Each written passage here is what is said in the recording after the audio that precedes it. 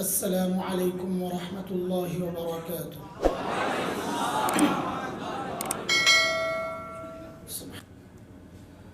الحمد لله وكفى وسلام على عباده الذين اصطفى. أما بعد فأعوذ بالله من الشيطان الرجيم. بسم الله الرحمن الرحيم.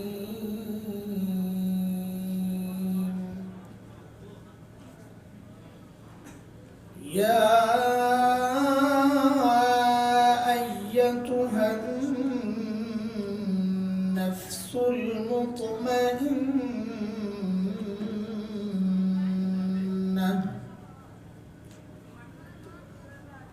ارجعي إلى ربك راضية مرضية فادخلي في عبادي وادخلي جنتي.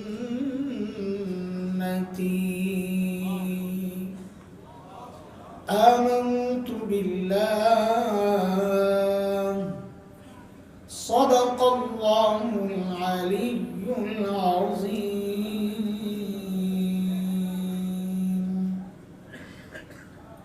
বাইতুল নূর জামে মসজিদ কমিটির উদ্যোগে আয়োজিত আজকের এই বার্ষিক ওয়াজ ও দোয়ার মাহফিলের সম্মানিত সভাপতি, উপস্থিত হযরত উলামায়ে কেরাম, মুরব্বিয়ানে ইজম, দূর দূরান্ত থেকে আগত ইসলাম প্রিয় সুধী সমাজ, প্রিয় ছাত্র ভাইয়েরা, যুবক বন্ধুরা, পর্দার আড়ালের মা ও বোন, আল্লাহ সুবহানাহু ওয়া তাআলার অশেষ মেহেরবানি যে মহান মালিক দিন বুঝার মানসিকতা দিয়ে, দিন মানার মানসিকতা দিয়ে এই মজলিসে আমাকে আপনাকে একত্রিত করেছেন। এটা মালিকের অনেক বড় দয়া আর করুণা। কুরআন আল কারীমের কথা মালিক বলেন, দিন বুঝার জন্য আমি যে বান্দার দিলটা খুলে দিই, দিন বুঝার, দিন মানার, দিন শেখার মানসিকতা যাকে দান করি, ওই বান্দা সারাক্ষণ আমার স্পেশাল নূরের আওতায় থাকে। দুর্ভাগা তো সে যার দিল শক্ত, যে দিন বুঝে না, বুঝতেও চায় না। বরং কোন পুরা কপাল তো এমন যে আলেমরা চায় দিন বুঝাইতে, আর ওই পুরা কপাল চায় খেলতে। আলেমরা বলে ভাই বুঝো, পুরা কপাল বলে খেলা হবে, আসো। মস্তিষ্ক বিকৃত না হইলে এমন বক্তব্য আসে না। বুঝার জিনিস বুঝতে হয়, খেলার জিনিস খেলতে হয়, দুইটা আলাদা জিনিস। আল্লাহ তাআলা বলেন এরা স্পষ্ট গোমরাহিতে নিমজ্জিত। সূরা জুমার আয়াত নাম্বার 22 রব্বে কারীম এই কথাটা বলেছেন। মালিক বলেন, আফামান শারাহাল্লাহু সাদরাহু লিল ইসলাম ফাহুয়া আলা নূরিন মির রাব্বিহি ফাওয়াইলুল লিল কাসিয়াতি কুলুবুহুম মিন যিকরিল্লাহ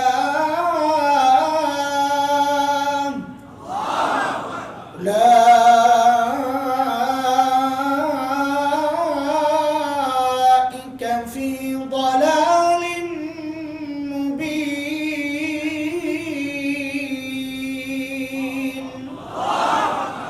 এই আয়াতের মধ্যে রব্বে কারীম এই কথাগুলো বলেছেন। মুহতারাম হাজরিন, যে মহান মালিক এই নিয়ামতে আমাদেরকে ধন্য করলেন, ওই মালিকের শুকরিয়া আদায় করি, জবান খুলে, প্রাণ খুলে কালিমাতুশ শুকর উচ্চারণ করি, আলহামদুলিল্লাহ।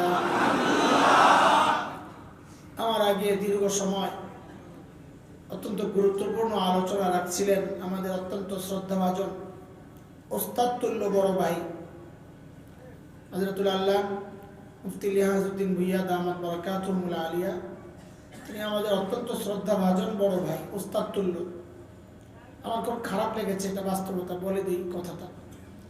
হযরত বয়ান করতেছিলেন, নাড়া শুরু হয়েছে। এটা খুবই অসুন্দর বিষয়, আমরা খুব বিব্রত হই। এটা এরকম না করা। কেউ বয়ান করতে থাকলে আরেকজনের সম্মানে স্লোগান না তোলা, ওই লোকটা অপমানিত হয়, তাকে অপমান করা হয়, ছোট করা হয়, খাটো করা হয়। এটা আমার কাছে খুব কষ্ট লেগেছে। আমি ব্যক্তিগতভাবে হযরতের কানে তো আওয়াজ যাচ্ছে, আমি ক্ষমা চাচ্ছি, কারণ উনি আমাদের অত্যন্ত শ্রদ্ধাভাজন মানুষ, বুজুর্গ মানুষ। হযরত লম্বা সময় কথা বলেছেন, আপনারাও শুনেছেন, মাশাআল্লাহ, অপেক্ষায় অপেক্ষায় পর শুনেছেন। আমি খুব লম্বা কথা বলার সুযোগ নাই আপনাদের হালের উপর, এর মানে এটা আমি ফাঁকি দিতে চাচ্ছি। আমি তো বলবো ইনশাআল্লাহ আপনাদের হালের উপর যদি দেখি যে ব্যবসা বেশি ভালো মনে হচ্ছে না, ও হঠাৎ একজন বইলা উঠবে, আরেকজন উঠবে, তো যিনি কথা বলতেছেন উনি বুঝবেন যে আমার কথাটা ভালো লাগতেছে না, তো তাড়াতাড়ি শেষ। তা আপনারাও এরকম কইলেন, পিছন থেকে কিছু মাঝখান থেকে কিছু ওঠাউঠি করলে আমার জন্য সুবিধা হবে ইনশাআল্লাহ। দোয়া করবো আল্লাহর কাছে আপনাদের জন্য। আমাদের এক বন্ধু মাওলানা ওমর আলী সাহেব, আমরা লম্বা সময় একসাথে পড়াইছি লালবাগ ইসলামবাগ মাদ্রাসায়। তো পরীক্ষার খাতায় যে সমস্ত বাচ্চারা, ছেলেরা লেখে না, ডামিস, কিচ্ছুই লিখতে পারে না, আমার একদিন বলে কি, এদের জন্য আমার দিল থেকে দোয়া আসে। কি জন্যে? আমার কষ্ট করতে হয় নাই, খাতা দেখার যে কষ্ট এটা আমার করতে হয় না, বলে দিল থেকে দোয়া আসছে। তা আপনাদের জন্য দিল থেকে দোয়া করুন, একটু একটু ওঠা শুরু করে। সূরা আল ফজরের শেষ 3টা আয়াত তিলাওয়াত করেছি। আল্লাহ তাআলার কাছে দোয়া চাই, আপনারাও দোয়া করেন যেন আল্লাহ এই আয়াতগুলোকে সামনে রেখে এমন কিছু কথা বের করে দেন যে কথাগুলো আমার নিজের এবং আপনাদের সকলের হিদায়াতের কারণ হয়ে যায়। দোয়া করেন ইনশাআল্লাহ। শুরু থেকেই মনোযোগ দিয়ে কথাগুলো শুনবো ইনশাআল্লাহ, ইনশাআল্লাহ। তো আমার বলতে ভালো লাগবে ইনশাআল্লাহ, আপনাদেরও তখন শুনতে ভালো লাগবে মনোযোগ থাকলে। আল্লাহ তাআলা শুরুতেই প্রথম আয়াতে আল্লাহ তাআলা মুতমাইন নফসকে ডেকে ডেকে বলছেন, ও মুতমাইন নফস, তুমি তোমার রবের কাছে ফেরত আসো। প্রথম কথা হচ্ছে মুতমাইন নফস কারা। দ্বিতীয় বিষয় হচ্ছে এই ডাকটা আল্লাহ কখন দেন, কখন দেবেন। মুতমাইন নফস কাদেরকে বলা হয় এ নিয়ে মুফাসসিরদের ভিন্ন ভিন্ন মত আছে। সব মতগুলো একসাথে করলে যে রেজাল্ট আর ফলাফল আসে সেটা হচ্ছে ওই ব্যক্তি যে আল্লাহর ইচ্ছাকে নিজের ইচ্ছা বানায়, আল্লাহর চাওয়াকে নিজের চাওয়া বানায়, আল্লাহর পছন্দকে নিজের পছন্দ বানায়, আল্লাহর অপছন্দকে নিজের অপছন্দ বানায়, ওই ব্যক্তি হচ্ছে মুতমাইন নফস। দলীয় সিদ্ধান্ত একরকম, নেতার সিদ্ধান্ত একরকম, শরীয়তের সিদ্ধান্ত ভিন্ন। মুতমাইন নফস ওয়ালা যে সে বলবে ওই দল আমার দরকার নাই, ওই নেতা আমার দরকার নাই, আমি আমার মালিকের পক্ষে, এটা হচ্ছে মুতমাইন নফস ওয়ালা। আল্লাহ ডাক দিয়ে বলছেন, ও মুতমাইন নফস, তুমি তোমার রবের কাছে ফেরত আসো। এই ডাকটা আল্লাহ কখন দেন, কখন দিবেন? আমাদের হাকিমুল ইসলাম কারি তৈয়ব রহমতুল্লাহি আলাইহি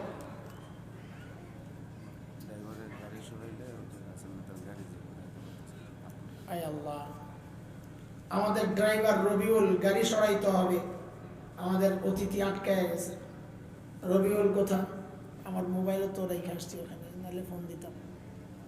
মনির, রবিউল তাড়াতাড়ি গাড়ি সরাও, গাড়ি সরাও। সর্বনাশ।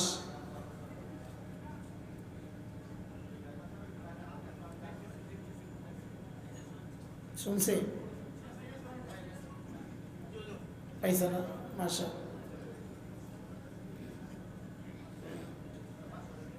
আমাদের হাকিমুল ইসলাম কারি তৈয়ব রহমতুল্লাহি আলাইহি বলেন, এই ডাকটা আল্লাহ সুবহানাহু ওয়া তাআলা জান্নাতি বান্দার মৃত্যুর সময়ে দিবেন। জান্নাতি বান্দার যখন মৃত্যুর সময় ঘনিয়ে আসবে, তো আল্লাহ তাআলা জান্নাতের ফেরেশতাদেরকে মালাকুল মউতের সাথে পাঠাবেন, যাও আমার মেহমানকে যাই একটু আগায়া নিয়ে আসো। মেহমানের সম্মান এটা।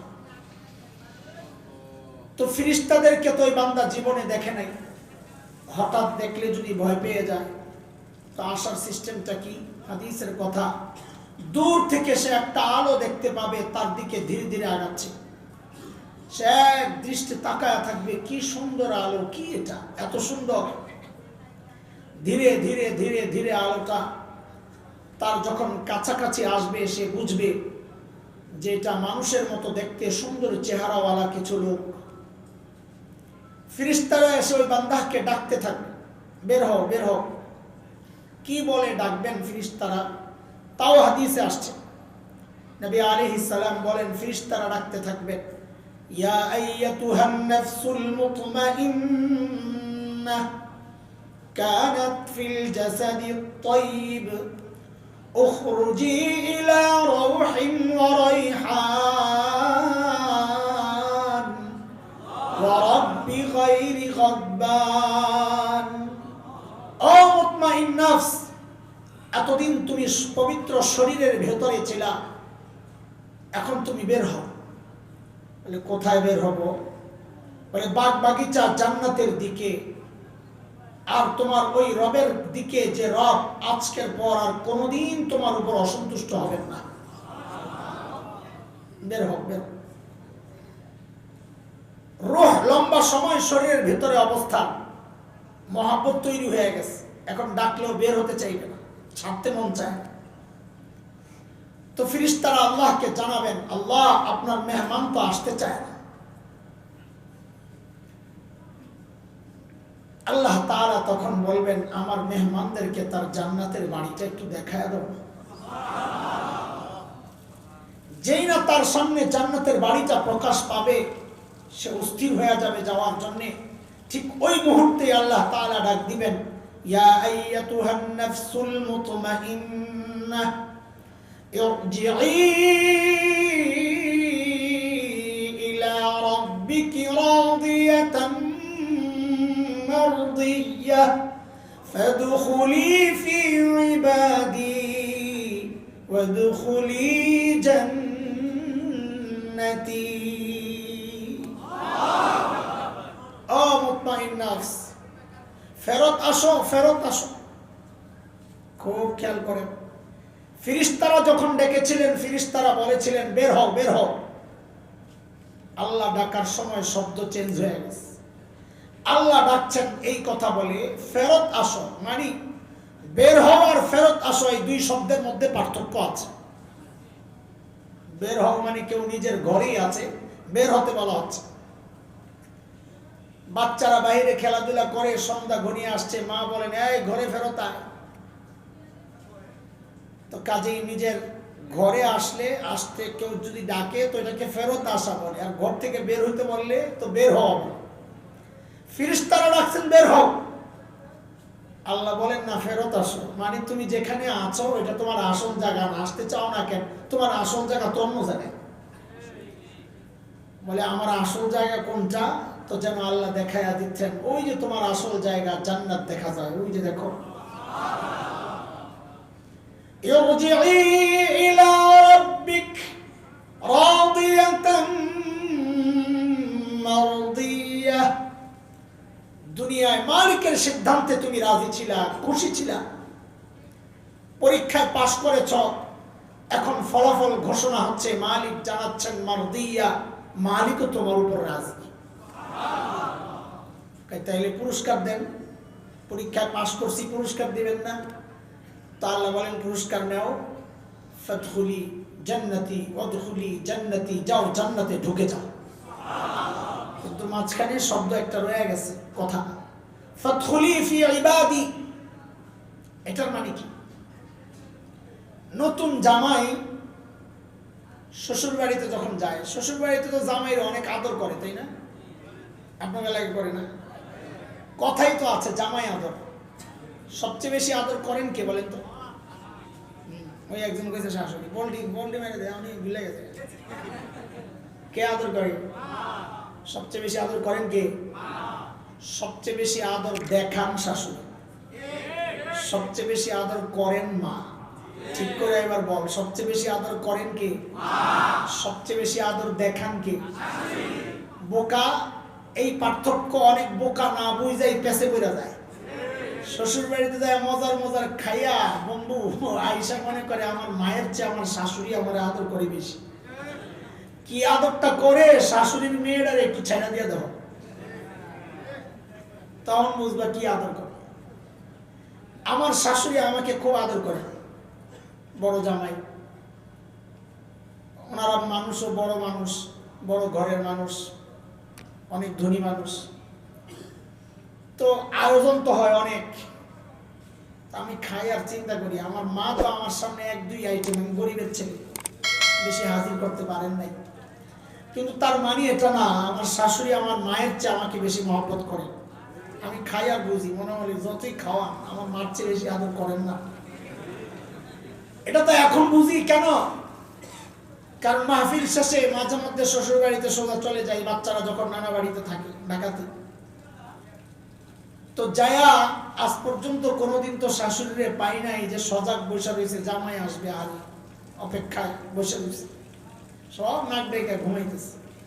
কিন্তু মা যখন জীবিত ছিলেন, আরে যখন ঘরে ফিরতাম ঢুকে কি দেখতাম, দেখতাম বউ ঘুমাইতেছে, বাচ্চারা ঘুমাইতেছে, একজন মানুষ শুধু তার ঘরে জায়নামাজ বিছাইয়া বসে আছে। মাঝে মধ্যে যাইয়াই জড়াইয়া ধরতাম, মা ঘুমান না? তো কি বলতেন, বাবারে যতক্ষণ বাহিরে থাকো ঘুম তো আমার আসে না, ঘুম তো আসে। এর নাম তো মা, এর নাম কি? তো জামাইকে শ্বশুর বাড়িতে এত আদর করে, তারপরে নতুন জামাই যখন শ্বশুর বাড়িতে যায় একটা ভয় ভয় কাজ করে, না জানি কি হয়।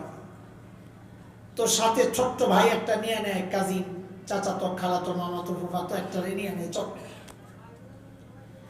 ঠিক আল্লাহ যখন বান্দাকে বলবেন যাও যাও জান্নাতে ঢুকো, বান্দার মনেও এমন একটা আশঙ্কা জাগতে পারে যে একা একা যাবো জান্নাতে, আল্লাহ কি জানি হয়, আল্লাহ জানে, এত বিশাল জান্নাত।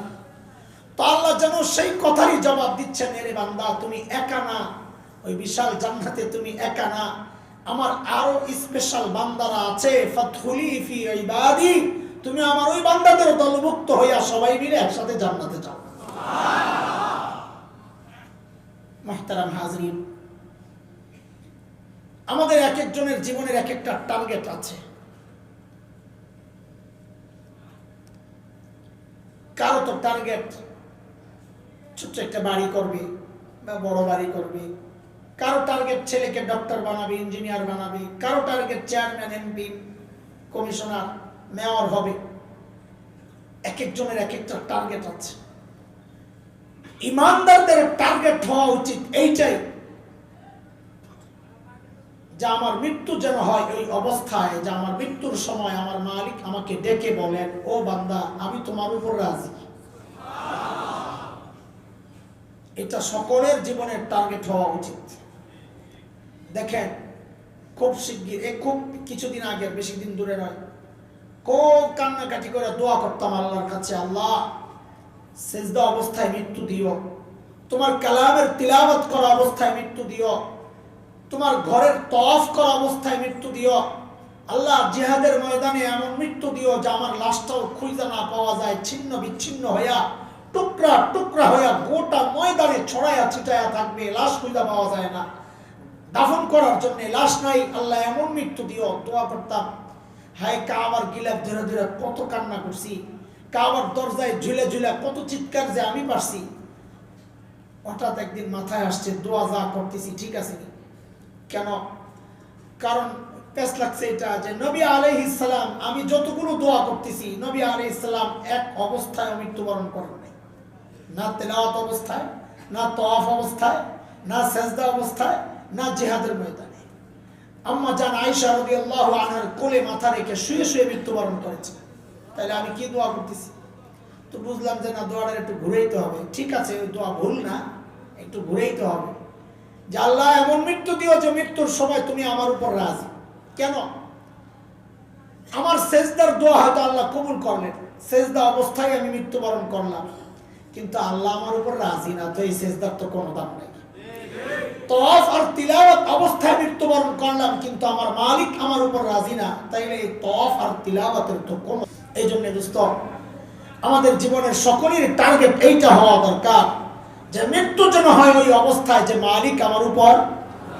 চাই না এই মৃত্যু? কথা বলেন, চাই কি চাই না? সবাই চাই ইনশাআল্লাহ। আমরা চাইলেই হবে না, আল্লাহ চাইতে হবে।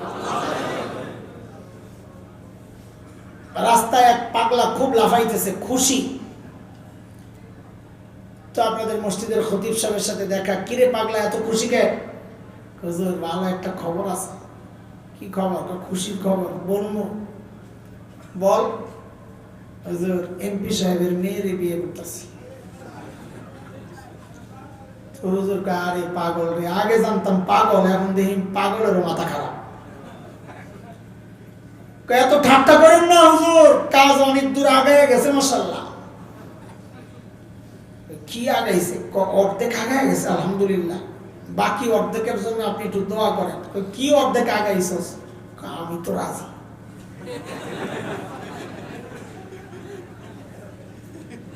আমি যেহেতু রাজি, অর্ধেক আগায় গেছে না? আরে বলেন না কথা।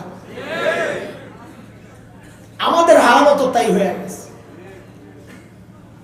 আমরা জান্নাতে যেতে চাই, মৃত্যুর সময় ওই দৃশ্য দেখতে চাই, মালিক যেন বলেন রাজি, সব ঠিক আছে। কিন্তু ভাইরে আমি চাইলে তো হবে না, আসল গোড়াই তো রয়ে গেছে, মালিকের তো চাওয়া লাগবে। চলেন বয়ানটাকে একটু ভাগ করে নিই, টুকরা টুকরা করে পাট পাট করলে আপনাদের মনে রাখা সহজ হবে। আমাদের বয়ান তো কোনো বিনোদনের জন্য না, যা আসলাম মজা লাগলো চলে গেলাম। গলা সুর মাশাআল্লাহ, যে গল্প আর যে কিসসা আর যে সুর টান আর যে গজল, যে আযাব মক্কা মদিনা ফেল, সুবহানাল্লাহ, বক্তা একটা, আল্লাহু আকবার, দে পঞ্চলদা। এটা যদি মাকসাদ হয় তো এই সময়ের হিসাব দেওয়া লাগবে, এই টাকার হিসাব দেওয়া লাগবে, সব কিছুর হিসাব আল্লাহর কাছে দেওয়া লাগবে। মাকসাদ আমাদের আমল করা নাকি? অন্য কোনো মাকসাদে বসে থাকলে পায়ে ধরি আপনাদের, চলে যান, কষ্ট পাইবেন, আশাহত হবেন। আশাহত ওই রকম কিছু চাইলে আমি ব্যর্থ পাবলিক, এই যোগ্যতা আমার নাই। সারা জিন্দিগির গলা ভাঙ্গা পাবলিক আমি। মাঝে মধ্যে একটু ভালো হয়, মাঝে মধ্যে আবার একেবারে যাই, তো এখন একেবারে হালতই আছে। চলেন বয়ানটাকে একটু ভাগ করে নেই, তা আমল করা সহজ হবে, যেহেতু মনে রাখা সহজ হবে। চারটা টুকরা করে নেই, এক টুকরার আলোচনা হয়ে গেছে।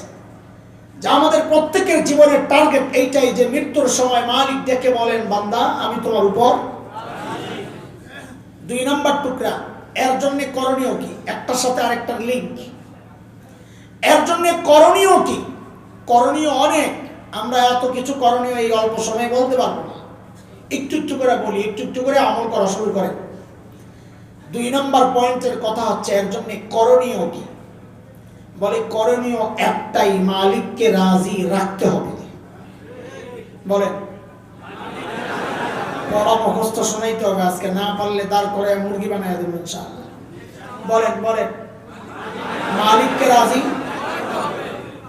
3 নম্বর পয়েন্ট, মালিককে রাজি কিভাবে রাখবো? বলে মালিককে রাজি রাখার একটাই পথ, গুনাহ ছেড়ে দিতে হবে। কি ছাড়তে হবে? কি ছাড়তে হবে? যদি আল্লাহ ওয়ালা হতে চান তো মনে রেখেন, আল্লাহ ওয়ালা হওয়ার একটাই রাস্তা, গুনাহ মুক্ত জীবন। কেউ বেশি আমল করে আল্লাহ ওয়ালা হয়েছে ব্যাপারটা এমন না।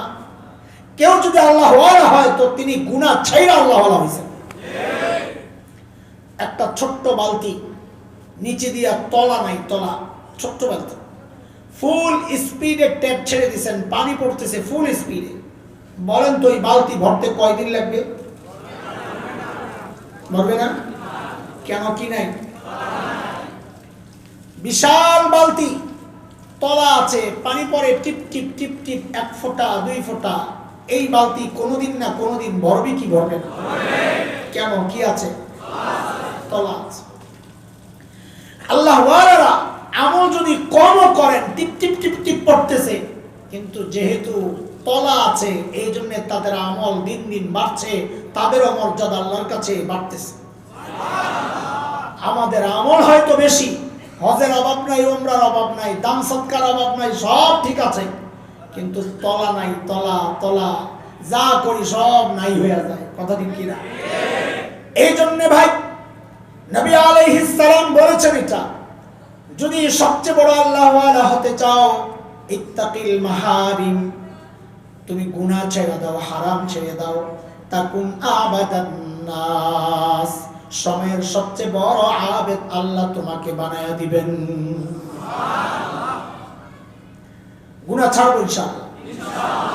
4 নম্বর কথা, এখনকার যুবকরা, বিশেষ করে আমাদের সাথে যাদের ইসলাহি সম্পর্ক, খালি আইসা এসে একই কথা বলে। আমরাও আমাদের বড়দের কাছে যাই এই কথাই বলি, কি যে হযরত গুনাহ তো ছাড়তে চাই কিন্তু ছাড়তে পারি না। এই এক সমস্যা চলতেছে, গুনাহ ছাড়তে চাই, কথা বলে ছাড়তে। আমাদের বড়রা কোরআন হাদিস ঘেটে ঘেটে কিছু রাস্তা বের করেছেন, যেই পথে চললে আমার আপনার গুনাহ ছাড়া সহজ হয়ে যাবে। এটাই হলো মূলত আজকের বয়ান। 4 নম্বর পয়েন্ট, যে কিভাবে গুনাহ ছাড়বো। বলে গুনাহ কেন ছাড়বো? বলে মালিককে রাজি রাখবো। বলে রাজি কেন রাখবো? যেন মৃত্যুর সময় মালিক ডেকে বলেন, বান্দা আমি তোর উপর রাজি। এই হলো গোটা বয়ানের প্যাকেট। গুনাহ ছাড়ার 1 নম্বর সহজ রাস্তা, বলেন তো আমার সাথে। আমি মাঝে মধ্যে জিজ্ঞেস করবো, এই 1 নম্বর কিসের 1 নম্বর? 2 নম্বর কিসের 2 নম্বর? তখন যদি না কইতে পারো তখন কিন্তু দাঁড় করা রাখো, মনে রেখো। আমগো ওস্তাদরা আমগো বাপ মা পিটাইয়া পিটাইয়া পড়াইছে, বুঝো নাই? আমগরে পিটাইয়া পিটাইয়া পড়াইছে, এখন আমরাও পিটাইয়া পিটাইয়া সারা পড়াইতে পারি না। কাজে সে পড়া পারবে না, পিটাইয়া পিটাইয়া পড়াবো ইনশাআল্লাহ। তোমরা তো পিটানি সারাই পড়ো, এমনি নিজে নিজেই পড়ো। তা আমার কাছে যেহেতু আইসো, এখন পিটানি সারা বাঁচবা না। মনে গুনাহ ছাড়ার 1 নম্বর সহজ রাস্তা, এই কথাটাকে গিট্টু দিয়ে রেখে দেন, যেন মনে থাকে। এই জন্য গিট্টু দিলাম, রাখেন, পরে আবার আসবো এখানে। কি রেখে গেছি এটা মনে রাখেন, কি রেখে গেছি? 1 নম্বর সহজ রাস্তা। চলেন আরেক জায়গায় যাই। আল্লাহ তাআলা তার সমস্ত বান্দাদেরকে রহমতের ছাতা দিয়া ঢেকে রাখছেন। কি দিয়া? কোরআনের কথা। আমি আমার প্রত্যেকটা কথাকে ইনশাআল্লাহ কোরআনের আয়াত দিয়ে সাজাবো, যেন কথাগুলো ওজনওয়ালা হয়। আমার কথার ওজন বেশি না কোরআনের? হাদিসের কথার ওজন বেশি না আমার? তাইলে কোরআন হাদিসের কথার কি অভাব পড়ছে যে আমারটা কওয়া লাগবে? কি আজীব তামাশা না বলেন আমাদের হালত? কোরআন হাদিস বাদ দিয়া আমি আমারটা বলতেছি, ভাবখানে এমন কোরআন হাদিস ওই জায়গায় কথার অভাব পড়ছে, এখন আমি ওই অভাব পূরণ করতেছি। সুবহানাল্লাহ, কত বড় হুজুর, আল্লাহু আকবার। বাইরে নি দরকার নেই। হ্যাঁ, কোরআনের ছাতার কথা নাই, এটা আমি বোঝানোর জন্য বলতেছি। মালিক বলেন, লাহু মুআক্কিবাতুন মিন বাইনি ইয়াদাইহি ওয়া মিন খালফিহি ইয়াহফাযুনাহু মিন আমরিল্লাহ।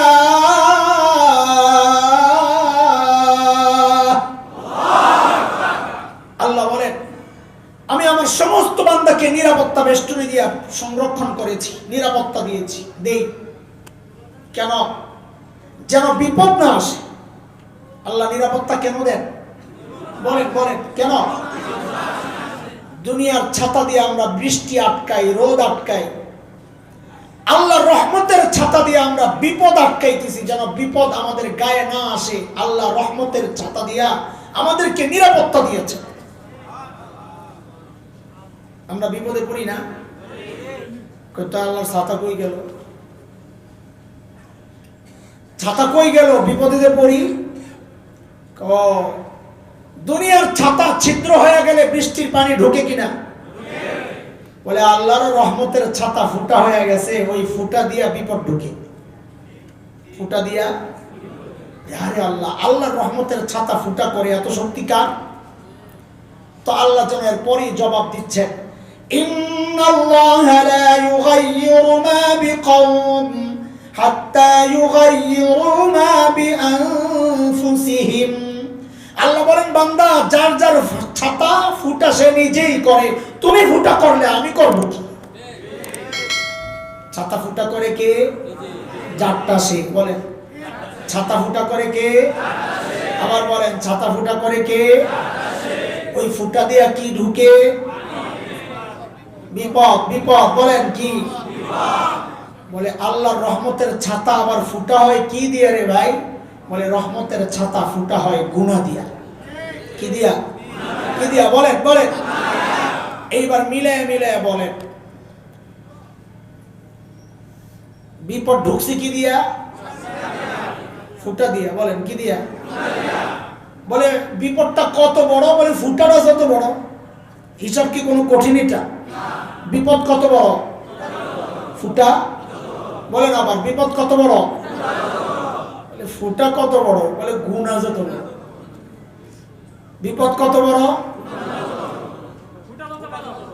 বিপদ কত বড়? গুনাহ যত বড় না। ফুটা ছিদ্র যত বড়। বলেন ঠিক করে, বিপদ কত বড়? বলে ছিদ্র কত বড়? গুনাহ যত বড়। আবার বলেন, বিপদ কত বড়? বলে ছিদ্র কত বড়? এখন এই বিপদ থেকে বাঁচতে চাই কি চাই না? চাইতে হইলে তো ওই ছিদ্র আটকাইতে হবে।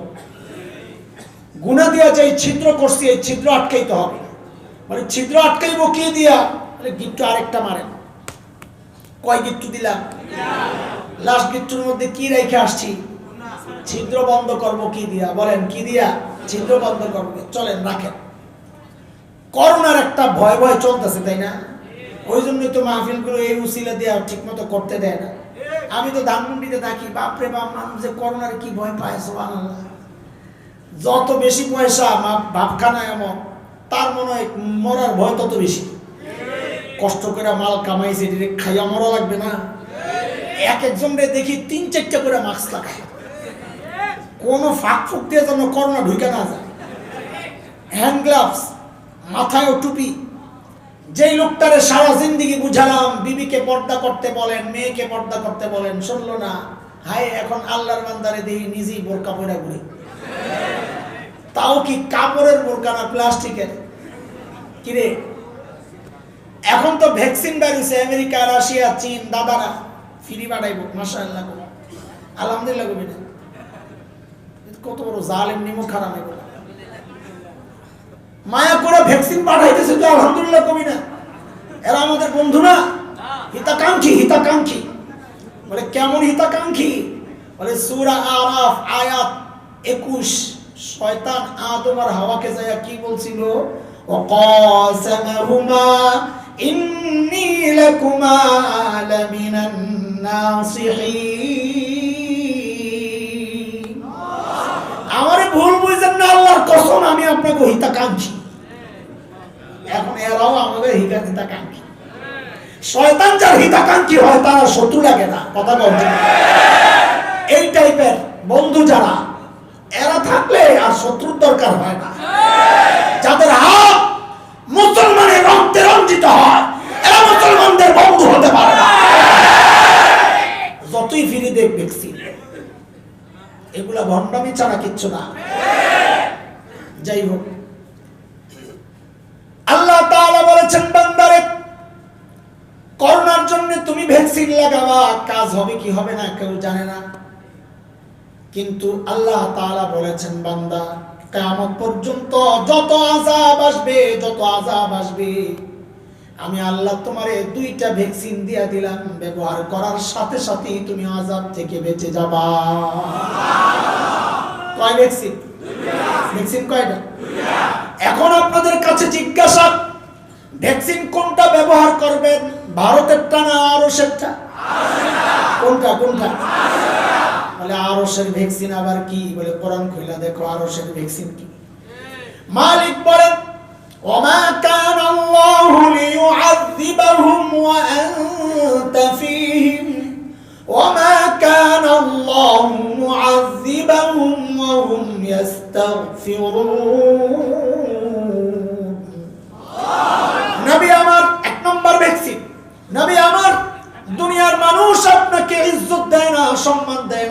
ভালোবাসে না তাতে কি? ওগো আল্লাহর হাবিব, ওগো হাবিব আমার, আমি আপনাকে ভালোবাসি, ইজ্জত দিয়েছি, সম্মান দিয়েছি। আপনার সম্মানে আপনি যতদিন এই জমিনে থাকবেন, আপনার সম্মানে আমি আপনার উম্মতকে আযাব দিয়ে ধ্বংস করব না। আলহামদুলিল্লাহ। তাহলে কি বুঝলাম? নবী আলাইহিস সালাম নিজেই একটা ভ্যাকসিন। যতদিন ছিলেন আল্লাহ আযাব দিয়ে উম্মতকে ধ্বংস।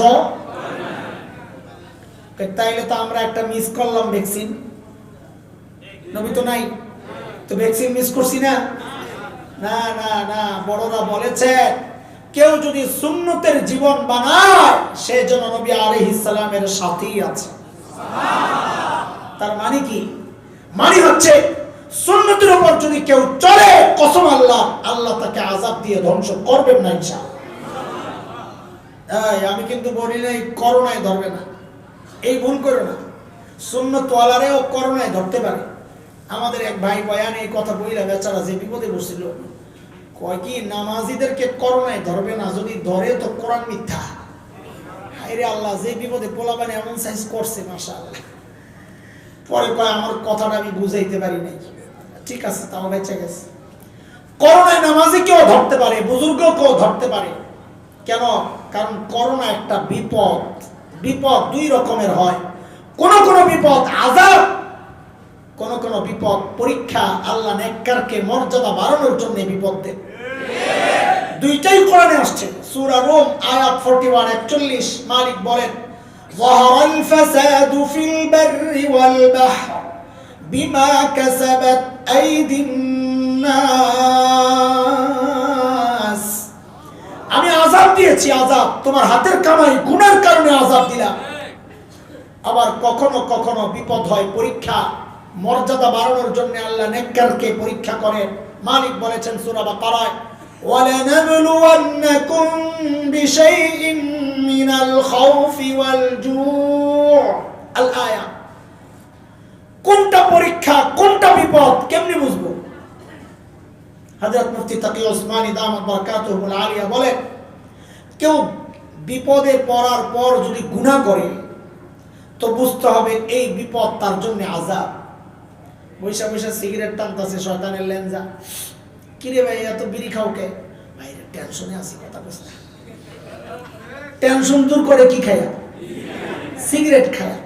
টেনশন একটা বিপদ, এই বিপদ দূর করতেছে গুনাহ করে, বুঝা গেল এই বিপদ তার জন্য আযাব। করোনা আসছে, এই বিপদ ভয় পায় মসজিদ ছেড়ে দিছে। কি ভাই মসজিদে যান না? আল্লাহ আল্লাহ সোয়াজের গেলেই ধরবে আমার, অথচ বাজার করে, অথচ এই বাড়ির গার্মেন্টস খোলা, সব চলে, সিনেমা হল সব চলে, মসজিদে গেলে ফাঁক ফাঁক হইয়া দাঁড়ান। করোনায় ধরবে, মাছ ছাড়া মসজিদে ঢুকা নিষেধ। যেগুলা করোনার ভয়ে মসজিদ ছাড়ছে, এগুলা যদি করোনায় ধরে বুঝতে হবে ওই করোনা তার জন্য পরীক্ষা না, ওই করোনা ছিল তার জন্য আযাব। আর যদি বিপদে পড়া ইবাদত বাড়ায়া দেয়, আল্লাহ কয় আমি তো এই জন্যই তোর বিপদে ফেলাইছি যেন তুই আমার আরো কাছাকাছি আসস। একটা উদাহরণ দিলে বুঝবেন। আমার ছোট্ট একটা মেয়ে আছে, এখন তো 7-8 বছর। যখন 2-2.5 বছরের ছিল, মায়ের দুধ মাত্র ছেড়েছে। মায়ের দুধ যখন বাচ্চারা ছাড়ে লম্বা সময়, মার বুক ছাড়ে না, এই জ্ঞান জ্ঞান জ্ঞান জ্ঞান করতেই থাকে। তো আমাদের দুইজনের মাঝখানে ঘুমায়। আমারও তো খারাপ লাগে, আমার কাছে আসে না, মায়া করতে মন চায়, আসতে চায় না, জ্বালাইতেছে খালি মারে। তো আমি মাঝে মধ্যে কি করতাম, অভিনয় একটু হালকা ধাক্কা দিতাম, সরো সরো, তুমি আমার কেউ না, তুমি তোমার আম্মার কাছেই যাও, আমার মেয়ে না তুমি, আমার মেয়ে তো তোমার বড় আপনি, তুমি কেউ না। তো বুঝে ডিজিটাল বলা পাইতো যে বাবা অভিমান করছে, তা আবার একটু আসে, বাবা বাবা তুমি আমার আব্বু। যেই না একটু দেখি কাছে আসছে, তো আমি বুঝছি লাগছে। তা আবার আরেকটু জোরে, সরো সরো, খবর তো আমার কাছে আসবে, তুই তোমার আম্মু কাছে যাও, তোমার আম্মুই তোমার আম্মু, আমি কেউ না। তো যত জোরে ধাক্কা দেয় ও আরো আসতে চায়, তো আরো খবরদার আসবে না। যখন জোরে জোরে ধাক্কা দেয় তো লাভ হয়, এসে বুকে এসে পড়ে গাড়ি চুমুক এক কবলে, বাবা বাবা তুমি আমার বাবা। আরে দোস্ত, এই যে ধাক্কাইছি দূরে সরানোর জন্য না কাছে আনার জন্য? তুই তো এমনি আওয়াজ না, ধাক্কাটা দিলে আওয়াজ তো তোরে ধাক্কাই দেবো। আল্লাহ কয় বান্দারে তুই তো আমার কাছে আওয়াজ না, আমি তো তোরে মহব্বত করি, ও তুই কেমনে আসবি আমি জানি, তুই একটু বিপদে ভাড়া কয়, তুই তুই কেউ না আমার কেউ না। বান্দাকে আল্লাহ আল্লাহ আল্লাহ আমার মাফ করে দাও। আল্লাহকে আমি তো এটাই চাই, তুই আয় আমার কাছে। মাঝে মধ্যে কান্নাকাটি করি, দোয়া হুজুর দোয়া কবুল হয় না, হুজুর বেকুব কথাকার, দোয়া কবুল হয় না, তোর কপাল খুলছে বেটা। কেন? আল্লাহর বড় ভালো লাগতেছে, তুই যে এমন এমন করতেছিস, জ্ঞানের জ্ঞান, এটা আল্লাহর বড় ভালো লাগে। আমার ছোট্ট এই পিচ্ছি, আমি আমার বাচ্চাদের থেকে খালি সবক নেই, পড়া শিখি। ঘরে আমি বাচ্চা একা, বড় ভাই বোন তো মাদ্রাসায় সব, মা একা সকালে নাস্তা তৈরি করে, আমার তো ঘুম সকালবেলা, এটা আমার জন্য ফরজ। তো একা একা বাচ্চা টিকটিকি ঘুরে খেলে, কি করবে, খেলার সাথী নাই, অন্য বাচ্চাদের সাথে আমরা মিশতেও দিই না। তো একটা নির্দিষ্ট টাইম পর্যন্ত আমার ঘুমের সুযোগ করে দেয়, দয়া করে, কিছু ডিস্টার্ব করে না। যেই দেখে 9টা বাজছে, তো আস্তে আস্তে ঢুকার শুরু করে, একবার এসে দেখে যাইবো, আবার যাইবো, আবার মারে পাহারা দেয়, মাইনে আবার বোকা মারে। মাঝে মাঝে কি করতো, গামছা নাকে দিয়ে ঢুকাই দিত, ঘুম ভাঙ্গায় আমার। তো মাঝে মধ্যে উঠেই দেয়, ধমাই। তো বুঝতো এই সিস্টেম চলবে না, ডিজিটাল তো বুঝে সব। একদিন দেখি আয়সা আমার নাকের সাথে নাকটানে ঘষতেছে। আমার তো ঘুম পাতলা, আমার ঘুম ভেঙে গেছে। ঘুম যে ভাঙছে, আমি আর চোখ খুলি না, কারণ আমার বড় মজা লাগতেছে, নাক দিয়ে ঘষতেছে। এরকম বাচ্চা যারা আছে সে বুঝবা। আবার মেয়েরা বাবার কাছে একটু বেশি আহ্লাদি হয়। তো ও যে আমার নাকের সাথে নাক ঘষতেছে, আমি চোখ খুলি না, ঘুমের বান্ধরে পড়ে রয়েছি, মাঝে মাঝে নাকও ডাক দিয়ে। তো সকলে তো বুঝে যে গভীর ঘুম, তো একটু জোরে জোরে ঘষা শুরু করছে। আমি চোখ করি না, আমি জানি যে সারাদিন ডাক্তার হয় সেরকম নাকের সাথে ঘষবে না, তুই এখন ঘষতে থাক। আমি চোখ খুলুম না, আমার বড় মজা লাগতেছে। এরে দোস্ত, আমি আর তুমি যখন মাওলার দরবারে এরকম জ্ঞানের জ্ঞানের জ্ঞানের জ্ঞানের করি, মাওলাকে তোর কবুল করলি, তুই যাবি গা, তুই থাক, আমি চামু না তোর দিকে।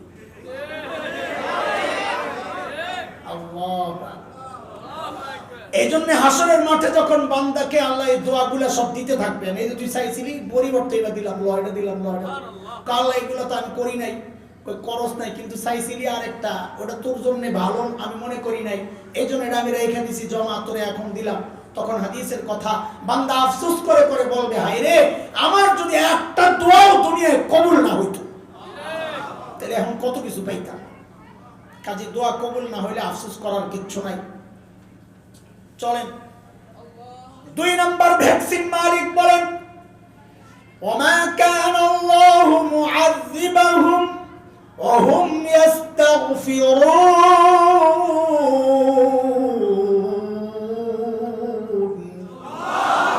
আল্লাহ বলেন, বান্দা, যে বান্দা আমার ইস্তিগফার পড়বে, আমার কাছে বেশি বেশি মাফ চাইবে, ইস্তিগফার পড়বে, আস্তাগফিরুল্লাহাল আযীম ওয়া আতুবু ইলাইহি, বেশি বেশি পড়বে পড়বে পড়বে, আল্লাহ বলেন আমি ওই বান্দাকে আযাব দিয়ে ধ্বংস করব না। তাহলে 2 নম্বর ভ্যাকসিন পেয়ে গেলাম। ওই ভ্যাকসিনের নাম কি রে? আযাবকে ঠেক দেয় কি দিয়া? ইস্তিগফার, তওবা, ইস্তিগফার দিয়া। বুঝে আসছেন কথা? এখানে আমি কথা আগাইতে থাকলে অনেক লম্বা হয়ে যাবে। চলেন আমরা আমাদের গিট্টু খুলি যায়া। কয় গিট্টু দিছিলাম? আখেরি গিট্টুটা কি ছিল? খোল বলেন এইবার, কি রাখছিলাম? ছিদ্র বন্ধ করতে হবে। কি ছিদ্র? এতক্ষণ যে আলোচনা করলাম, কি বুঝলা? ছিদ্র বন্ধ করার একটাই ব্যবস্থা, গুনাহ দিয়া ছিদ্র করছো, ইস্তিগফার দিয়া ছিদ্র বন্ধ করো। এই জন্য নবী বলেছেন, যে ব্যক্তি ইস্তিগফারকে নিয়মিত করে, বেশি বেশি পড়তেই থাকে, নবী বলেন ওই ইস্তিগফার তার সমস্ত বিপদের জন্য যথেষ্ট হয়ে যাবে। হযরত হাসান বসরির কাছে এক লোক আসছে, আয়েশা বলে, হুজুর গুনাহ করছি, একটু দোয়া করে। তা হাসান বসরি বলে, তোর বেটা, তুই যাই ইস্তিগফার পড় বেশি বেশি, আমার কাছে এসে দোয়ার জন্য। আরেকদিন আরেক লোক আসছে, আয়েশা বলে, হুজুর এলাকায় বৃষ্টি হয় না, একটু দোয়া করেন, নাহলে ফসল যাইব শেষ হইয়া। হাসান বসরি বলে, তুই যাই বেশি বেশি ইস্তিগফার পড় যা। আরেকদিন আরেক লোক আসছে, হুজুর বেচা কিনা নাই, ব্যবসা মন্দা, ঋণে পড়ে গেছি, হুজুর শেষ হয়ে গেলাম। সমস্যা আসেনি আপনার? এগুলা সমাধান শুনাল। হাসান বসরি বলে, তুই যাই বেশি বেশি ইস্তিগফার পড়। আরেকদিন আরেক লোক আসছেন, হুজুর বাচ্চা কাচ্চা হয় না, একটা তাবিজ দেন। তাবিজ লাগবে না, তুই যাই বেশি বেশি ইস্তিগফার পড়। আরেকদিন আরেক লোক আসছেন, হুজুর বাড়ি ঘর করবো, পারতেছি না, একটু দোয়া করেন, বা অন্য কিছু থাকলে দেন। হযরত হাসান বসরি বলেন, এই তুই যাই বেশি বেশি ইস্তিগফার পড়। দরবারে এক লোক ছিল, বলে হুজুর বুঝলাম না কিছু, যে আসে তারে খালি আপনি ইস্তেগফার পড়ার কথা করেন। আমার মতো কেউ যদি থাকতো আমি বলতাম কি ব্যাপার, আপনি কি এটারে গুলিস্তানের হালুয়া বানিয়ে দিলেন নাকি? গুলিস্তানে আগে বাটপাট ডাক্তাররা হালুয়া ব্যস্ত, সব রোগের এক ফাইল, চিকিৎসা একটাই, একটা হালুয়া, সব রোগের চিকিৎসা। মাথা ব্যথা, সর্দি, জ্বর, কাশি, আমাশা, গিরে গিরে ব্যথা, পেটে ব্যথা, সর্দি, জন্ডিস, আরো কত রোগ আছে শর্মে আমি মুরব্বীর সামনে এগুলো কইতেও পারতাছি না, তোরা বুঝাবো। সব রোগের এক চিকিৎসা, একটা ফাইল। দেখছেন নি এগুলা? গাজীপুর তো নাই এগুলা, এখন তো দেখি না এগুলা। বলেন তো এই ডাক্তার এটা ভালো ডাক্তার না বাটপার? বুঝা কর। এই সমাজের কিছু মানুষ চায় আমরাও যেন এরকম বাটপার মৌলবী হয়ে যায়। সব রোগের জন্য এক সমাধান, কবরের ওয়াজ করেন হুজুর, এত চিল্লাচিল্লি করেন না, উস্কানিমূলক বক্তব্য দিয়েন না, রাজনৈতিক বক্তব্য দিয়েন না, কি কমো বলে কবরের ওয়াজ করেন। আরে রুগী হইলো নানান রকমের, আমি খালি কবরের ওয়াজ দিলে হইব, তাহলে তো এটা বাটপার হুজুর। আমরা এখন ওইটাই শিখা। কি যে এক দুনিয়ায় আসলাম, একমতের সাথে কথা কও, আমার বুঝা বাবা সময় ভালো না, একটু চুপ থাকলে হয় না। তা আমি বলি কি বলেন না বলেন, আরে সময় খারাপ দেখেই তো বলা দরকার, ভালো হলে তোর বলা দরকার ছিল, একটু একমতের সাথে বললে হয় না? একমত আবার কোনটা? তো অনেক চিন্তা করে বুঝছি, আরে বাংলাদেশে একমত দুই প্রকার। কয় প্রকার? একটা হইলো বাংলা একমত, আর একটা হইলো কোরআনের আরবি একমত। বাংলা একমত মানে আমি যেটা বুঝছি আর কি, অবজার্ভ করে, বাংলা একমত মানে হইলো পিঠ বাঁচানোর জন্য সত্যকে গোপন কইরা তালে তালে চলতে থাকা। বুঝেন নাই? এটা হলো বাংলা একমত। কি? পিঠ বাঁচানোর জন্য সত্যকে গোপন কইরা তালে তালে চলতে থাকা, খালি কবরের ওয়াজ মারো, খালি কবরের ওয়াজ করো। আর কোরআনের হিকমত তো আলাদা, ওটা অনেক বড় নিয়ামত। এই নিয়ামত আল্লাহ যাকে দিয়েছেন, ইউতিল হিকমাতা মান ইয়াশা ওয়া মান ইউতাল হিকমাতা ফাকাদ উতিয়া খায়রান কাসীরা ওয়া মা ইয়াযাক্কারু ইল্লা উলুল আলবাব। আল্লাহ বলেন আমি যাকে হিকমত দিয়েছি তাকে প্রভূত কল্যাণ দিয়েছি। ওই হিকমত কাকে বলে? মুফাসসিররা বলেন ওই হিকমত হচ্ছে যেখানে যা দরকার ওইখানে ওইটাই প্রয়োগ করা। রোগী যদি হয় প্রাথমিক জ্বরের, তারে তো প্যারাসিটামল সিরাপই দিবা, বাচ্চা মানুষ খা। এই জায়গায় অপারেশন করতে গেলে এটা হিকমত না। কিন্তু রোগী হইলে অপারেশনের, ওই জায়গায় যদি আপনি ওই প্যারাসিটামলের সিরাপ দেন, ওইটা হিকমত না, তখন অপারেশন করাই হচ্ছে হিকমত। এখন রোগীরা চায় কি ডাক্তার যেন রোগীর পরামর্শ মতো চিকিৎসা দেয়। এখন দুনিয়ার হাল হয়ে গেছে। এক রোগী হসপিটালে গেছে, যায় দেখে লেখা অপারেশন থিয়েটার। রোগী কয় আমি হসপিটালে ভর্তি হবো না। কি জন্যে? কয়েনে কাটাকাটি হয়, জঙ্গিরা থাকে। যিনি কারা থাকে? জঙ্গিরা। আরে তোর যে রোগ, জঙ্গি তো লাগবো বেটা, তোর তো কাটাকাটি করা লাগবে। কটা আমি হসপিটালে ভর্তি হবো না, আমার আরেক জায়গায় রয়ে যাবো। এখন আপনাকে হাল এমন, সমাজের এমন এক নাজুক অবস্থা যেখানে প্যারাসিটামলে কাজ হবে না, চিল্লান দেওয়াই লাগবে, কারণ ঘরে তো আগুন লাগছে, ইমানের ঘরে ডাকাত ঢুকতেছে, এখন আর মিনমিন চলবে না।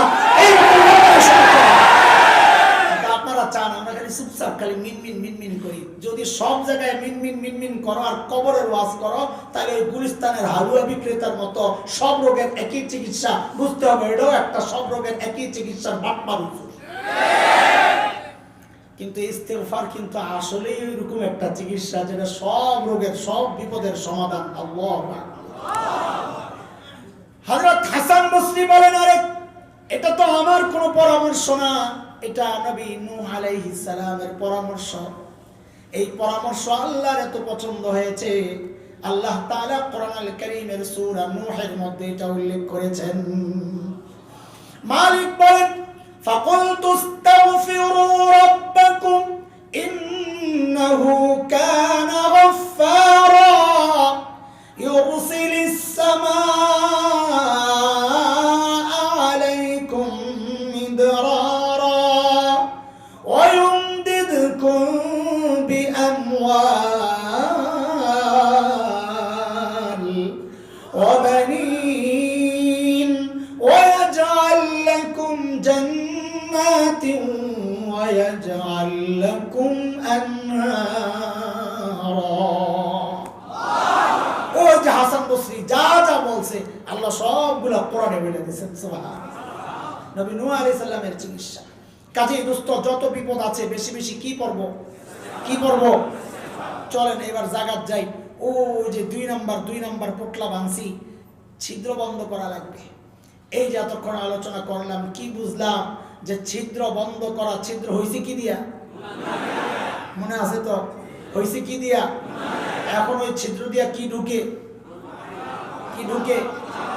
বিপদ ঢুকে। বিপদকে ঠেক দিতে হবে। বলে ঠেক দিতে হলে কি করতে হবে? বলে ছিদ্র বন্ধ করতে হবে। বলে ছিদ্র বন্ধ করার রাস্তা কি?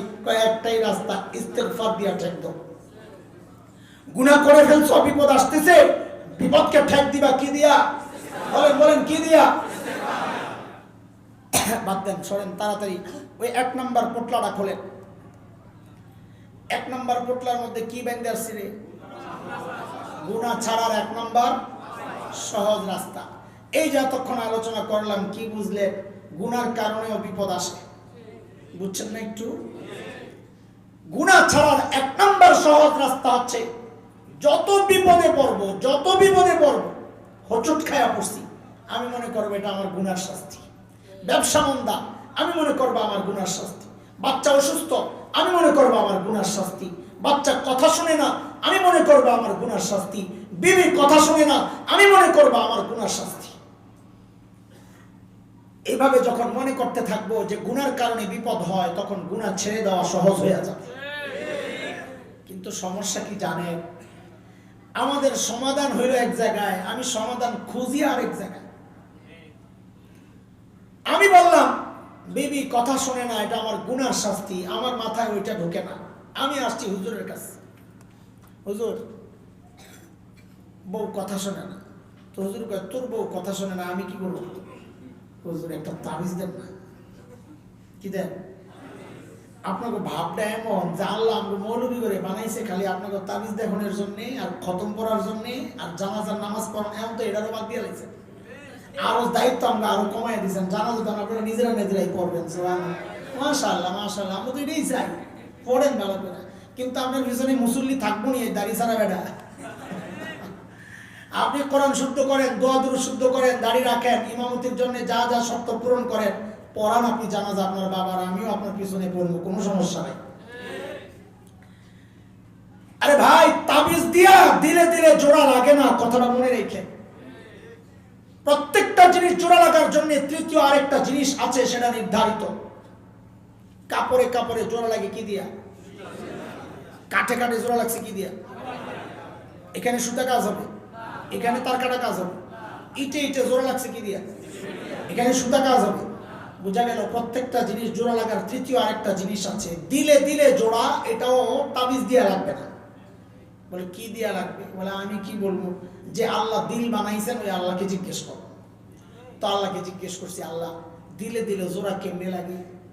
তো আল্লাহ বলেন, এরে বান্দা, সূরা মারিয়াম শেষ দিকে আসছে, মালিক বলেন ইন্নাল্লাযীনা আমানু ওয়া আমিলুস সালিহাত সায়াজআলু লাহুমুর রাহমানু উদ্দা। এরে বান্দা, তোর ঈমান ঠিক কর, আমল ঠিক কর, দিলে দিলে মোহাব্বত আমি আল্লাহ তৈরি করে দেব। এখন একজন তো মনে মনে চিন্তা করতেছে, হুজুর তাবিজ দিবেন না? না, আপনার দিয়ে খরচপাতি একটু কম হইতো আর কি, ভাবছিলাম ওইভাবেই সারামো, শর্টকাট। ঠিক আছে, না দিলে দরকার নাই। বউ যেই কারণে রাগ হয়েছে ওই কারণ মিটাই দেবো, তাইলে তো হয়। কি কারণ? বলে নতুন সিরিয়াল আসছে, ওইখানে একটা শাড়ি দেখছিল, ওইটারে পছন্দ হয়েছিল, ওইটা চাইছে, দেই না দেখেই তো মুখ গোমরা, ওটা দিয়ে দেবো, 20,000 টাকা লাগবো আর কি। দরকার লাগে শাশুড়িরও একটা দেবো, 2 বছরের জন্য বউ, আর রাগারাগি নাই। আমি আর আপনি যে এরকম মগার মতো চিন্তা করতেছি, এই খবর আল্লাহর আছে। আপনি যে টাকা দিয়ে দিল জয় করার চিন্তা করবেন, এই খবর আল্লাহর আছে। আল্লাহ কয় কি করবি তুই? টাকা দিয়ে দিলে দিলে জোড়া লাগাবি। কয় টাকা দিবি শুনি? 1 কোটি, 1000, লাখ কোটি, crore crore, trillion, billion, trillion, সব কত দিবি? আল্লাহ কাছে একবারে শোন, গোটা দুনিয়াটাও যদি খরচ করস তুই দিলে দিলে জোড়া লাগাইতে কেন? এটা টাকার কাজ না। তাহলে কার কাজ? তো আল্লাহ সূরা আনফালের মধ্যে বলতেছেন وَأَلَّفَ بَيْنَ قُلُوبِهِمْ لَوْ أَنفَقْتَ مَا فِي الْأَرْضِ جَمِيعًا مَا أَلَّفْتَ بَيْنَ قُلُوبِهِمْ وَلَكِنَّ اللَّهَ أَلَّفَ بَيْنَهُمْ إِنَّهُ عَزِيزٌ حَكِيمٌ।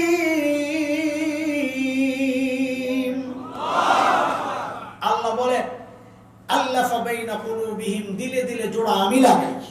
বলে আমি একটু খরচ করতে চাই, তো আল্লাহ বলেন লাউ আনফাকতা মা ফিল আরদি জামিআ, জগতে যা কিছু আছে যদি সব খরচ করস, মা আল্লাফতা বাইনা কুলুবিহিম, তুই দিলে দিলে জোড়া লাগাইতে পারবি না। বলে কেন? বলে টাকার কাজ না যে। বলে কার কাজ? তো আল্লাহ বলেন ওয়ালাকিন্নাল্লাহ আল্লাফা বাইনাহুম, এটা আমার কাজ।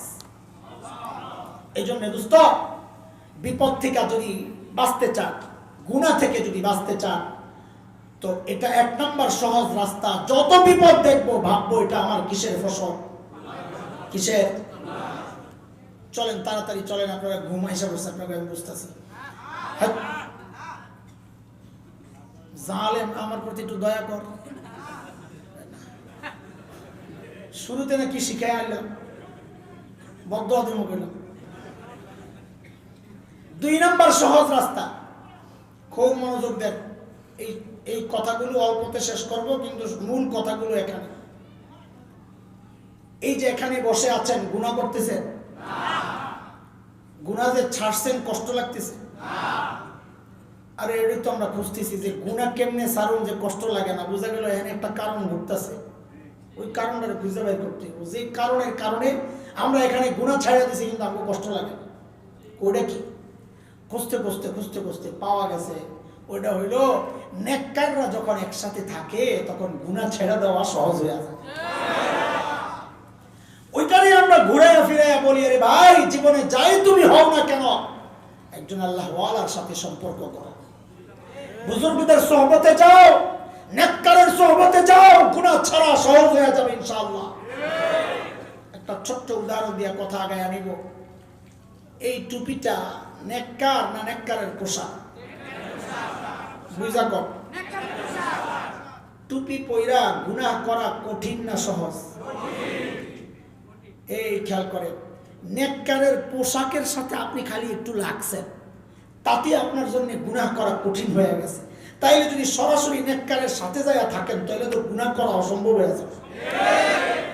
কেমনে বুঝাম আপনাদের? এই জন্য ভাই, একজন হক্কানি বুজুর্গ মাশায়েখ, আল্লাহ ওয়ালা পীর, তার সাথে বায়াতের সম্পর্ক করেন, নিজেকে সঁপে দেন, নিজের ভুলগুলো বলেন, দিলের হালত জানান, তাইলে তিনি রাস্তা দেখায় দিবেন ইনশাআল্লাহ। কোরআন হাদিস মতোই রাস্তা দেখাবেন, দ্বীনের উপর চলা সহজ হবে, গুনাহ ছাড়া সহজ হবে ইনশাআল্লাহ। চলেন 3 নাম্বার। কিসের 3 নাম্বার? বেঁচে গেলে গুনাহ করার সময় একবার শুধু ভাববো, দেখেন আমরা কতটা নিচু। একটা বাচ্চার সামনে গুনাহ করি না, লজ্জা লাগে, বাচ্চাটা কি বলবে? মায়ের সামনে গুনাহ করি না, লজ্জা লাগে, মা কি বলবে?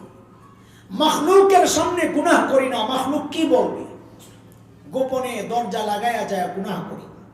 ওরে ভাই, মাখলুকের ভয়ে তুমি ঘরের ভেতরে ঢুকে গেলা, একটু চিন্তা করলা না যে মালিক দেখলে আমার দুনিয়া বরবাদ, আখিরাত বরবাদ। ওই খালেকের দরজা জানলা সব খোলা, তিনি তাকায় রয়েছে। গুনাহ করার সময় একবার তো ভাবো যে মালিক তাকায় আছে। বলে মালিক কি তাকায় আছে? তো মালিক বলেন আলাম ইয়ালাম বিআন্নাল্লাহা ইয়ারা, সে কি জানে না আমি তাকায় আছি? বলে কেমনে তাকায় আছেন? সূরা তুরের মধ্যে মালিক বলেন ওয়াসবির লিহুকমি রাব্বিক ফাইন্নাকা বিআয়ুনিনা। নবী আমি আপনার দিকে সরাসরি তাকায় রইছি, সরাসরি। বলে অনেক সময় নজর থাকে এক জায়গায়, মন থাকে আরেক জায়গায়, থাকে কিনা? আল্লাহ বলেন আমারটা এমন মনে করিস না যে আমি তাকায় রইছি কিন্তু মনোযোগ নাই। না না, ওয়ালা তাহসাবান্নাল্লাহা গাফিলান আম্মা ইয়ামালুয যালিমুন। জালিমরা যেন এমনটা না ভাবে তাদের কৃতকর্ম সম্পর্কে আমি গাফিল না, আমি গাফিল না, বরং ইন্না রাব্বাকা লাবিল মিরসাদ। আল্লাহ বলেন নবী আমার, আপনার রব কিন্তু ওত পাইতা রয়েছে। শিকারী শিকার ধরতে গেলে যেমন ওত পাইতা থাকে চূড়ান্ত সতর্কতার সাথে, আল্লাহ বলেন আমি ওই রকম ওত পাইতা রয়েছি, যে কোনো মুহূর্তে খাপ করে ধরতে পারি। ভাই আমার, আমি আর তুমি যখন গুনাহ করি ঘরের মধ্যে একা একা মনে মনে ভাবি দুনিয়ার কেউ জানে না। মালিক বলেন আলাম ইয়ালাম ইয়ালাম খাইনাতাল আয়ুন ওয়া মা তুখফিস সুদূর। বান্দারি দুনিয়ার কেউ না জানলেও তোর চোখ কই কই যায় আমি কিন্তু সব জানি। ভিতরে ভিতরে জল্পনা কল্পনা পরিকল্পনা সম্পর্কে সব জানি। বলে এগুলো তো ভিতরে, আল্লাহ বলেন ভিতরের জিনিস ভেতরে থাকবে না। ওহুসিলা মা ফিস সুদূর, ভিতরের সব কিছু একদিন বের করে আমার সামনে জমা করা হবে, সেই দিন হিসাব দেওয়া লাগবে। এরে ভাই আমার, মালিক শুধু সরাসরি তাকায় আর নাই। কোরআনের কথা আমি আর তুমি যখন গুনাহ করি মালিক তাকায়া তাকায়া ডাকতে থাকেন, এরে বান্দা তুই কেন আমারে ভুলে গেলি? ইয়া আইয়ুহাল ইনসান মা গাররাকা বিরাব্বিকাল কারীম। ও মানুষ, এত এত নিয়ামত তুই না চাইতি আমি আল্লাহ তোরে দিলাম। এই নিয়ামতগুলো ভোগ করতেছিস তুই করে করে, আবার আমার নাফরমানি করস কেন রে বান্দা? ওই করিম রবের ব্যাপারে তোরে কে ধোকায় ফেললো রে বান্দা? কে ধোকায় ফেললো তোর? গুনাহ করার সময় একবার তো ভাবো যে আমার মালিক সরাসরি তাকায় তাকায় আমাকে ডাকতেছে। গুনাহ ছাড়া সহজ হয়ে যাবে ইনশাআল্লাহ। শেষ কথা, আল্লাহর ওয়াস্তে এতক্ষণ তো উঠেন নাই, শেষ কথাটা না শুই না উঠবো না ইনশাআল্লাহ। কারণ একান্ত জরুরত থাকলে চলে যাবে, কিন্তু যদি উঠবো কি উঠবো না এই দুদুল্যমান অবস্থায় যদি থাকেন তাহলে আমি অনুরোধ করব শেষ কথাটা একটু শুনে যান। ভাই আমার, গুনাহ যখন করব করার সময় একবার তো ভাবি যে গুনাহ নিয়ে আমাকে মালিকের সামনে দাঁড়াইতে হবে, জবাব কি দিব? মালিকের সামনে দাঁড়ানোর ভয় আমাদের কলিজায় ঢুকে নাই, অথচ সাহাবায়ে কেরাম অস্থির থাকতেন। সাইয়েদনা আব্দুল্লাহ ইবনে ওমর তিলাওয়াত করতেছিলেন, ইয়াউমা ইয়াকুমুন নাসু লিরাব্বিল আলামিন। সমস্ত মানুষকে রব্বুল আলামিনের সামনে একদিন দাঁড়াইতে হবে। আব্দুল্লাহ ইবনে ওমরের মতো এত বড় মানুষ এই আয়াত তিলাওয়াত করতেছেন আর কাঁদতেছেন, তিলাওয়াত করতেছেন আর কাঁদতেছেন। কাঁদতে কাঁদতে কাঁদতে কাঁদতে আব্দুল্লাহ ইবনে ওমর বেহুশ হয়ে গেছে। হায় দাঁড়ায় কি বল? আম্মা জান আয়েশা, নবী আলাইহিস সালামের সবচেয়ে প্রিয় মানুষ, জিজ্ঞেস করা হয়েছে সবচেয়ে প্রিয় কে আপনার কাছে? বলে আয়েশা। বলে মিনার রিজাল, ছেলেদের মধ্যে? নবী বলেন আবুহা, আয়েশার বাবা। সে আম্মা জান কাঁদতেন আর দোয়া করতেন, বলতেন আফসোস করে করে, ইয়া লাইতানি কুনতু নাসিয়াম মানসিয়া, হায় আমি যদি নিঃশেষ হয়ে যেতাম, এখন মালিকের সামনে কেমনে দাঁড়াবো? সাইয়েদনা ওমর এত বড় মানুষ নামাজে তিলাওয়াত করতেছিলেন, ওয়াকিফুহুম ইন্নাহুম মাসউলুন। হাশরের মাঠের একটা চিত্র, আল্লাহ কিছু মানুষকে আটকাবেন, ফেরেশতাদেরকে বলবেন ওয়াকিফুহুম, এগুলারে ধর, এগুলারে আটকা, ইন্নাহুম মাসউলুন, এগুলারে জিজ্ঞাসাবাদ করতে হবে। আয়াত পড়তেছেন হযরত ওমর আর কাঁদতেছেন, নামাজের মধ্যে পড়তেছেন আর কাঁদতেছেন, আওয়াজ উঁচু হইতেছে। কেন? নামাজের পর সাহাবায়ে কেরাম ধরছেন এই আয়াত তো আপনার সম্পর্কে না। হযরত ওমর কাঁদেন আর বলেন, আহারে কি বিশ্বাস, যদিও ওই দলে আমিও পইরা গেলাম। সাইয়েদনা আবু বকর এত বড় মানুষ, অথচ দূরে নির্জনে যায় যায় আবু বকর কাঁদতেন। কি বলে বলে চিৎকার করে করে কাঁদতেন আর বলতেন, ইয়াবনা আবি কুহাফা, এই আবু কুহাফার বেটা, তুই মানুষ কেন হইলি রে? আবু বকর বলতেছে, তুই মানুষ কেন হইলি? এখন আল্লাহর সামনে দাঁড়ায় হিসাব কেমনি দিবি? সাইয়েদনা আবু বকর গাছের কাছে যায় চিৎকার করে করে কাঁদতেন আর বলতেন, ইয়া লাইতানি কুনতু ওয়ারাকা মিনাস শাজারা, তো অতকাল হায় আমি মানুষটা হয়ে যদি গাছের লতা পাতা হইতাম তো জীবজন্তু চাবায়া চাবায়া খাইয়া আমার শেষ করে ফেলতো, আল্লাহর সামনে আর আমার দাঁড়াইতে হইতো না। এখন কি জবাব দেব? আমি তুমি হয়তো ভাবতেছি আমারে জিজ্ঞেস করলে আমি অস্বীকার করবো, আমি এগুলা করি নাই। মালিক বলেন বান্দারে সেই সুযোগ আমি রাখি নাই, সেই সুযোগ রাখি নাই। কেন? কারণ আমি তোর সাথে একটা দুইটা না আটটা সিসি ক্যামেরার সাক্ষী ফিট করে রাখছি, সবগুলো তোর বিরুদ্ধে আমার আদালতে সাক্ষী দিবি। ভাই আমার, গুনাহ করার সময় অন্তত এই সাক্ষীগুলারে দূরে রাইখা করো। আমি বলতেছি তোমাদের ভাই, গুনাহ করার সময় সাক্ষীগুলারে দূরে রাইখা গুনাহটা করো। দেখো তো এই সাক্ষীগুলারে দূরে রাখা যায় কিনা, তাইলে যাইয়া করো। এক নম্বর সাক্ষী, যে জায়গায় দাঁড়ায়া দাঁড়ায়া গুনাহ করেছি, আরে ওই জায়গা কথা বলা শুরু করবে। ইয়াউমা ইযিন তুহাদ্দিসু আখবারাহা বিআন্না রাব্বাকা আওহা লাহা। জমিন বলবে আল্লাহ আমি সাক্ষী, আমার উপর দাঁড়ায়া দাঁড়ায়া গুনাহ করছি। বলে আমি জমিনের উপর দাঁড়ায়া গুনাহ করব না, আমি প্লেনে চড়ে চড়ে গুনাহ করব। মালিক বলেন বান্দারে তাও বাঁচবি না, বাঁচবি না। কেন? কারণ তোর হাত কথা বলবে, পাও সাক্ষী দিবে। আল্লাহ বলেন আল ইয়াওমা নাখতিমু আলা আফওয়াহিহিম, আমি জবান বন্ধ করে দিব। ওয়া তুকাল্লিমুনা আইদিহিম, আমার সাথে তোর হাত কথা বলবে। হাত বলবে আল্লাহ এই হাত দিয়ে আমারে দিয়া গুনাহ করাইছে, আমি সাক্ষী। পাও কথা বলবে আল্লাহ আমি হাইটা হাইটা যাই গুনাহ করছি। বলে হাত নাই পাও নাই, তাইলে আমার কি উপায়, বাইচা যাব? আল্লাহ বলেন না, তাও বাঁচবি না। কেন? কারণ তোর কান সাক্ষী দিবে, চোখ সাক্ষী দিবে, চামড়া সাক্ষী দিবে। সূরা হামিমা সিজদার মধ্যে মালিক বলেন হাত্তা ইযা মা জাউহা শাহিদা আলাইহিম সামউহুম ওয়া আবসারুহুম ওয়া জুলুদুহুম বিমা কানু ইয়ামালুন। এই যুবক ভাই আমার, এখন হেডফোন লাগায় লাগায় গান শুনো, তাই না? ভাবো দুনিয়ার কেউ জানে না। মালিক বলেন বান্দারে কারো জানার দরকার নাই, কারো জানার দরকার নাই।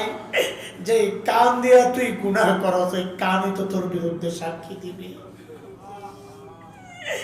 অন্ধকার ঘরে একা একা মোবাইল টিপো, গান দেখো, সিনেমা দেখো, লেন্টা ছবি দেখো, আর মনে মনে ভাবো দুনিয়ার কেউ জানে না।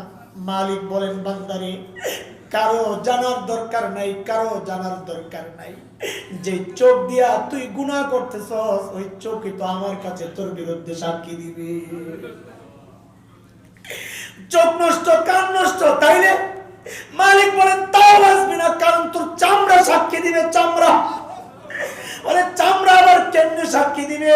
বান্দা চামড়াকে জিজ্ঞেস করবে কোরআনের কথা, ওয়াকালু লিজুলুদিহিম লিমা শাহিদতুম আলাইনা। এর চামড়া তুই আমার বিরুদ্ধে কেন সাক্ষী দিলি রে?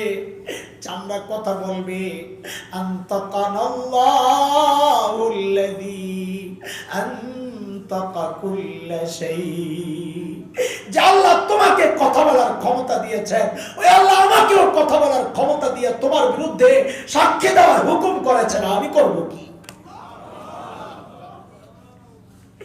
সাক্ষী তো এখনো শেষ হয় নাই, আরো 2 সাক্ষী রয়ে গেছে, বড় কঠিন সাক্ষী। 7 নম্বর সাক্ষী, ওয়া ইন্না আলাইকুম লাহাফিযিন কিরামান কাতিবিন ইয়ালামুনা মা তাফআলুন।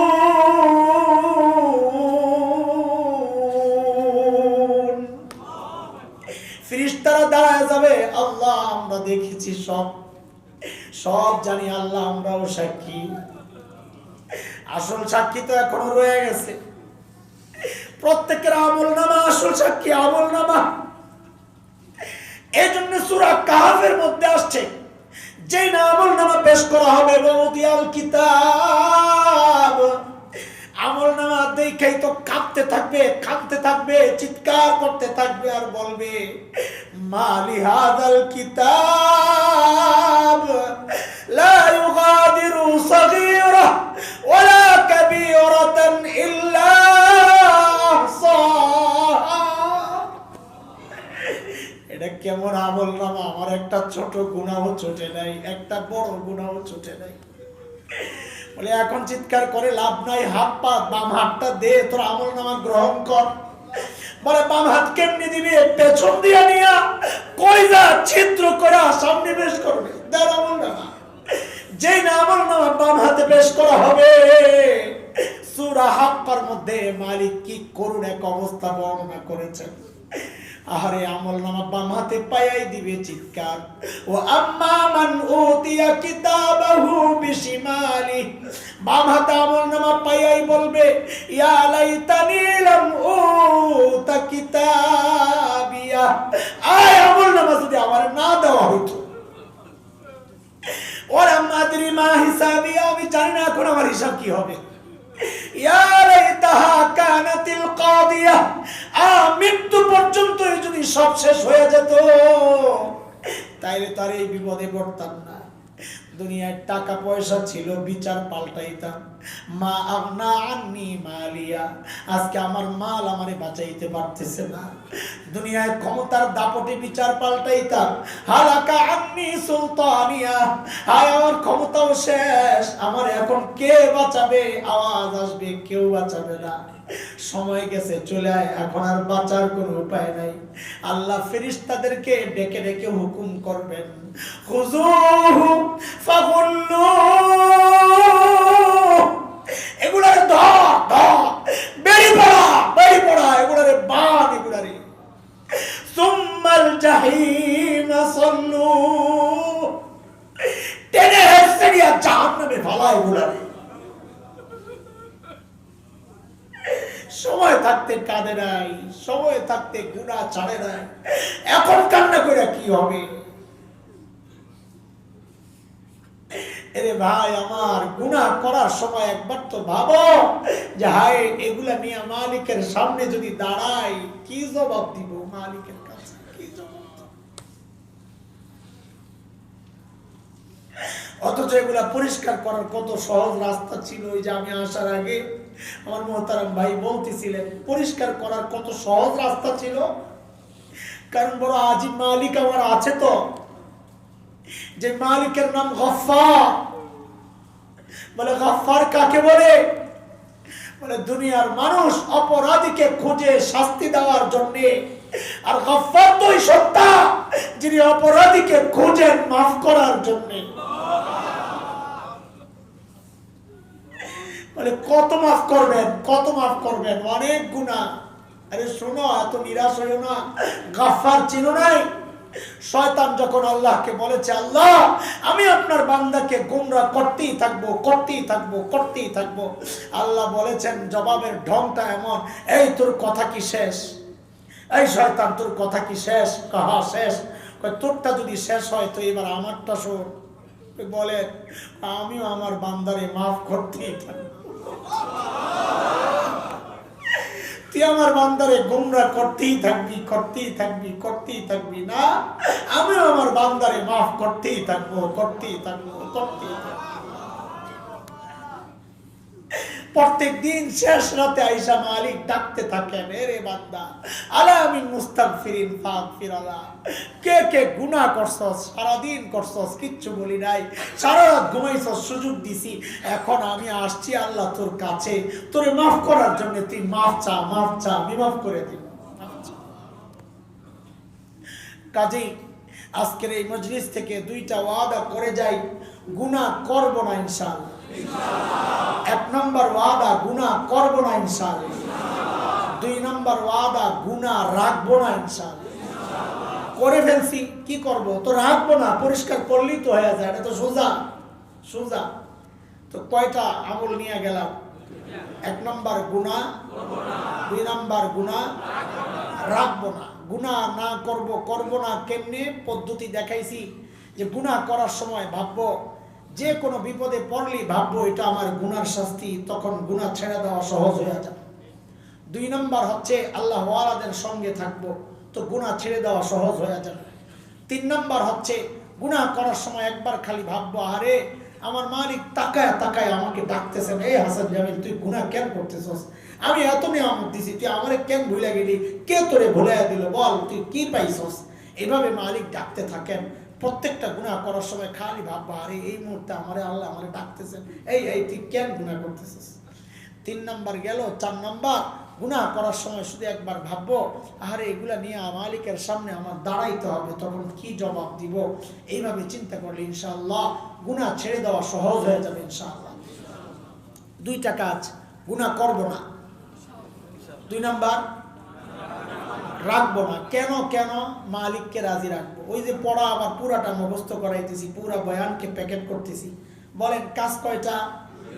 গুনাহ করব না, গুনাহ কেন মালিককে রাজি রাখবো। মালিককে রাজি কেন রাখবো? যেন মৃত্যুর সময় মালিক ডেকে বলেন, ইয়া আইয়াতুহান নাফসুল মুতমাইন্নাহ ইরজিই ইলা রাব্বিকি রাদিয়াতাম মারদিয়াহ ফাদখুলি ফি ইবাদি ওয়াদখুলি জান্নাতি। যেন মৃত্যুর সময় মালিক ডেকে বলেন, ওরে বান্দা, দুনিয়ায় তুই আমার সিদ্ধান্তের সামনে রাজি ছিলি, আজকে আমিও তোর উপর রাজি, যা তুই আমার নেককার স্পেশাল বান্দাদের সঙ্গী হয়ে জান্নাতে ঢুকে যা। আল্লাহ তাআলা আমাদের সকলের জন্য এইরকম মৃত্যু কবুল করেন, আমিন। আল্লাহ যারা এই সুন্দর কাজের উদ্যোগ নিয়েছেন, আমরা তাদেরকে সাধুবাদ জানাই, মোবারকবাদ জানাই। আল্লাহ তাআলা আপনাদেরকে উত্তম জাযা, উত্তম বদলা আল্লাহ তাআলা আপনাদেরকে দান করেন, আমিন। ওয়া আখিরু দাওয়ানা আলহামদুলিল্লাহি রাব্বিল আলামিন।